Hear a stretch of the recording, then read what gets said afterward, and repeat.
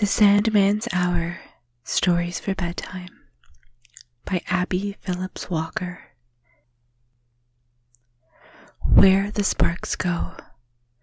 One night, when the wind was blowing, and it was clear and cold out of doors, a cat and a dog, who were very good friends, sat dozing before a fireplace. The wood was snapping and crackling, making the sparks fly. Some flew up in the chimney, others settled into the coals in the bed of the fireplace, while others flew out on the hearth and slowly closed their eyes and went to sleep. One spark ventured farther out upon the hearth and fell very near Pussy. This made her jump, which awakened the dog. "That almost scorched your fur coat, Miss Pussy," said the dog. "No, indeed," answered the cat. "I am far too quick to be caught by those silly sparks." "Why do you call them silly?" asked the dog.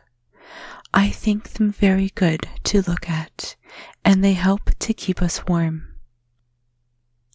"Yes, that is all true," said the cat, "but those that fly up the chimney on a night like this certainly are silly, when they could be warm and comfortable inside. For my part, I cannot see why they fly up the chimney." The spark that flew so near Pussy was still winking, and she blazed up a little when she heard the remark the cat made. "If you knew our reason, you would not call us silly," she said.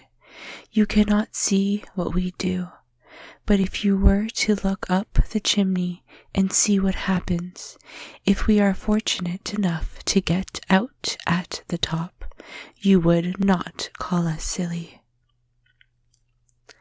The dog and cat were very curious to know what happened, but the spark told them to look and see for themselves. Pussy was very cautious and told the dog to look first, so he stepped boldly up to the fireplace and thrust his head in.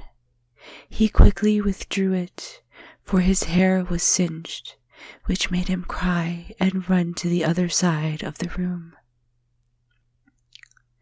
Miss Pussy smoothed her soft coat and was very glad she had been so wise. She walked over to the dog and urged him to come nearer the fire, but he realized why a burnt child dreads the fire, and remained at a safe distance. Pussy walked back to the spark and continued to question it. "We cannot go into the fire," she said. "Now, pretty bright spark, do tell us what becomes of you when you fly up the chimney. I am sure you only become soot, and that cannot make you long to get to the top." "Oh, you are very wrong," said the spark. "We are far from being black when we fly up the chimney, for once we reach the top, we live forever sparkling in the sky. You can see, if you look up the chimney, all of our brothers and sisters who have been lucky and reached the top, winking at us almost every night. Sometimes the wind blows them away, I suppose, for there are nights when we cannot see the sparks shine."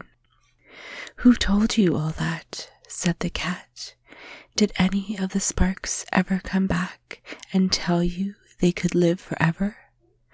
"Oh no," said the spark, "but we can see them, can we not? And of course, we all want to shine forever." "I said you were silly," said the cat, "and now I know it. Those are not sparks, you see, they are stars in the sky." "You can call them anything you like," replied the spark, "but we make the bright light, you see."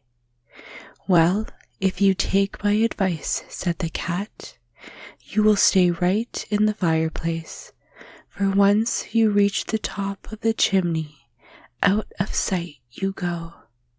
The stars you see twinkling are far above the chimney, and you could never reach them. But the spark would not be convinced. Just then, someone opened a door, and their draught blew the spark back into the fireplace. In a few minutes it was flying with the others toward the top of the chimney. Pussy watched the fire a minute and then looked at the dog. "The spark may be right, after all," said the dog. "Let us go out and see if we can see it." Pussy stretched herself and blinked. "Perhaps it is true," she replied. "Anyway, I will go back with you and look."